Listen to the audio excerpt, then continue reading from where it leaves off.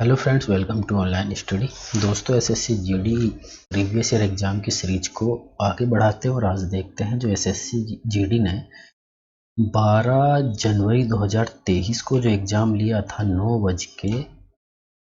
बजे से 10 बजे के बीच का। ठीक है, तो देखते हैं उसमें एसएससी जीडी ने जीके और हिंदी के किस तरह के क्वेश्चन लिए थे। चलिए वीडियो को शुरू करते हैं।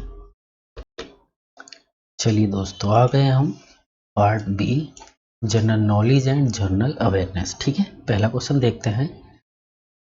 स्वदेशी आंदोलन का लोगों पर सबसे अधिक प्रभाव किस क्षेत्र पर पड़ा है? किस क्षेत्र पर पड़ा है? बंगाल पर।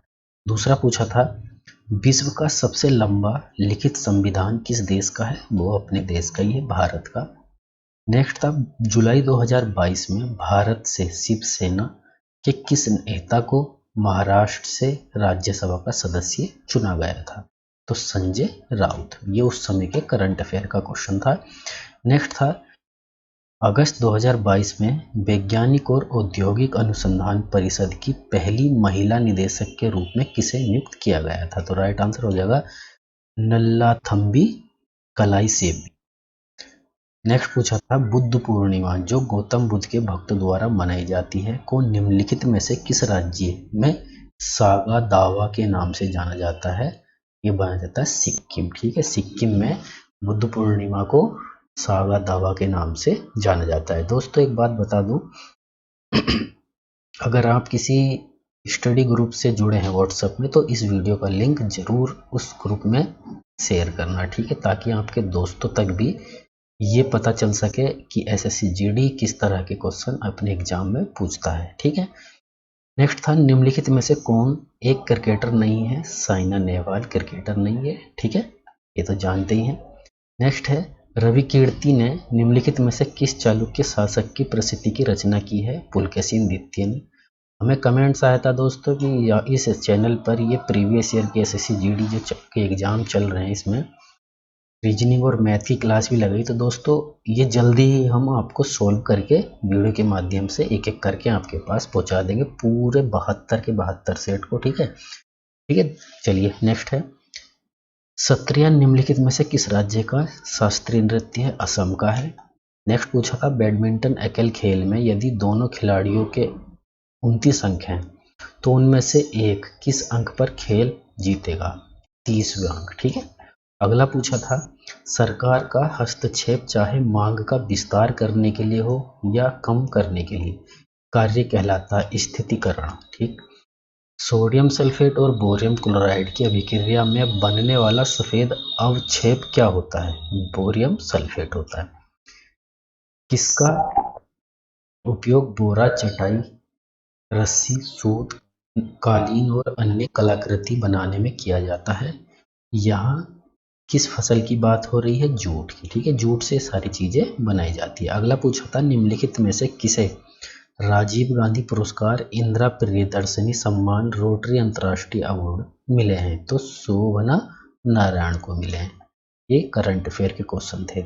लोकसभा का कार्यकाल जब तक भंग न हो उसकी पहली बैठक की नियत तारीख से 5 वर्ष तक होता है। अगला क्वेश्चन पूछा गया था, किस कारण से आयातित सामान अधिक महंगा होता है?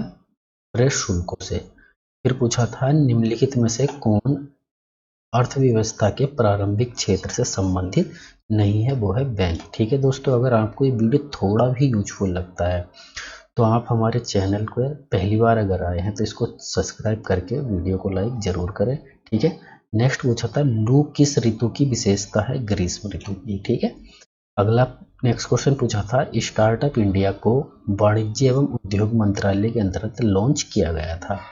अगला क्वेश्चन था, जनगणना 2011 के अनुसार भारत में साक्षरता दर कितनी थी? 74.04।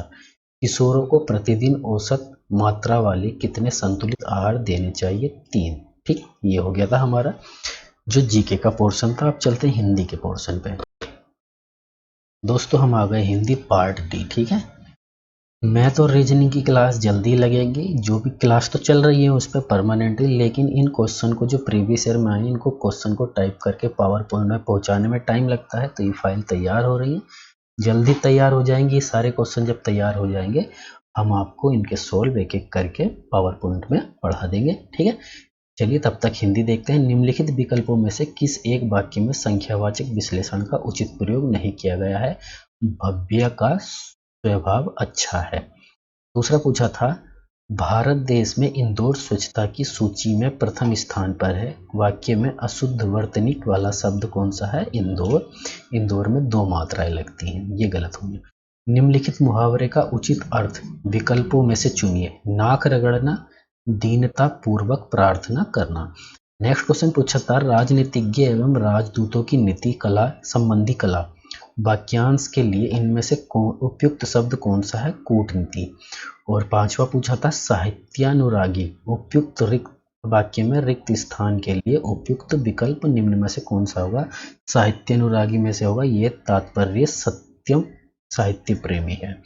सभ्य व्यक्ति किसी का अपमान नहीं करते। उपरोक्त वाक्य में रेखांकित शब्द के विलोम शब्द का चयन कीजिए, ये हो जाएगा असभ्य। निम्नलिखित में से कौन सा संबोधन कारक चिन्ह है? अरे। फिर पूछा था युद्ध की इच्छा करने वाला युवराज कहलाता है। उपरोक्त वाक्य में रेखांकित शब्द के स्थान पर आने वाले सही शब्द का चयन विकल्पों में करिए। युत्सु। फिर पूछा था अकस्मात शब्द के लिए इनमें से उपयुक्त पर्यायवाची शब्द कौन सा है? अचानक। फिर 10वां क्वेश्चन पूछा था निम्नांकित शब्द समूह के लिए सर्वाधिक उपयुक्त विकल्प चुने जिसमें चेतना न हो, उसकी दशा को नहीं सुधारा जा सकता, ये है चेतन अचेतन, ठीक है।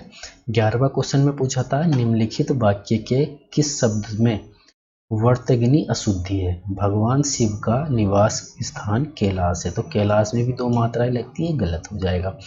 निम्नलिखित मुहावरे के लिए उपयुक्त सार्थक शब्द है गूलर का फूल होना दुर्लभ होता है, ठीक है। फिर है गर्मियों में गर्म हवा चलती है। उपरोक्त वाक्य में रेखांकित शब्द के उचित पर्यायवाची शब्द का चयन करना है बियार। अगला क्वेश्चन पूछते हैं जिसके सभी दांत झड़ चुके हैं दिए गए वाक्यांश के लिए एक शब्द होगा पोपला। और 15वें में पूछ लिया था राधा जब घर पहुंचती है तो दिवस खत्म हो चला था। उपयुक्त वाक्य में दिवस का विलोम शब्द पूछना है, ठीक है। ये दिवस है, इस दिवस का विलोम शब्द क्या होगा? अवनी, मतलब रात। फिर था ये कंपैरिजन दिया होता है एक पैसेज जिसको पढ़ के 5 क्वेश्चन के आंसर में देने होते हैं। चलिए पढ़ते हैं। आवश्यकता इस बात की है कि हमारी शिक्षा का माध्यम भारतीय भाषा हो। एक दूसरा क्वेश्चन इसी को आगे पढ़ते हैं जिसमें राष्ट्र के हृदय मन प्रमाण और सूक्ष्मता और गंभीरतम संवेदन मुखरित हो और पाठ्यक्रम यूरोप तथा अमेरिका के पाठ्यक्रम पर आधारित हो। फिर आगे पूछता है न होकर हमारी अपनी संस्कृति परंपरा और आवश्यकताओं का प्रतिनिधि करें। भारतीय भाषाओं, भारतीय इतिहास, भारतीय दर्शन, भारतीय धर्म और भारतीय समाजशास्त्र को हम सर्वोपरि स्थान दें। उन्हें अपने शिक्षा क्रम में गौण स्थान देकर या शिक्षित जन को उसमें वंचित रखकर हमने राष्ट्रीय संस्कृति में एक महान रिक्ति को जन्म दिया है जो नई पीढ़ी, चौथे में आ जाएगा, पीढ़ी को भीतर से खोखला कर रहा है। हम राष्ट्रीय, 5वां क्वेश्चन इसमें पढ़ेंगे, हम राष्ट्रीय से नहीं हैं, मतलब हम राष्ट्रीय परंपरा से नहीं है, सामायिकी जीवन संग्रह से भी दूर जा पड़े हैं, ठीक है। ये हो गया हिंदी, ठीक है दोस्तों। अगर आपको लगता है कि अभी आपका एग्जाम बहुत जल्दी होने वाला है तो बस 1 हफ्ता और रुकिए, आपको ये सारे रीजनिंग और मैथ के जितने भी क्वेश्चन हैं हम इनको सोल्व करके यहाँ दिखाएंगे। यहाँ पर इतना स्पेस भी नहीं होता कि हम इसको सोल्व कर सकें, ठीक है। ये सारे क्वेश्चन एक एक करके आपको लगवाए जाएंगे, आप फिक्र मत करिए। आप तब तक हिंदी में अपना मन लगाकर तैयारी करिए और जो हमारे YouTube चैनल पर रीजनिंग और मैथ्स की क्लास चल रही है उनको डेली अटेंड करिए, ठीक है दोस्तों। चलिए, अगर आपको वीडियो अच्छा लगता है तो वीडियो को लाइक करें। अगर आप चैनल पर पहली बार आए हैं दोस्तों तो ज़रूर चैनल को सब्सक्राइब करें। आपके लिए इसी तरह की इंफॉर्मेशन वीडियो एग्जाम से रिलेटेड, ठीक है, आपका सारा सिलेबस कब करना है इसकी पूरी तैयारी इस चैनल पर चलती रहती है, ठीक।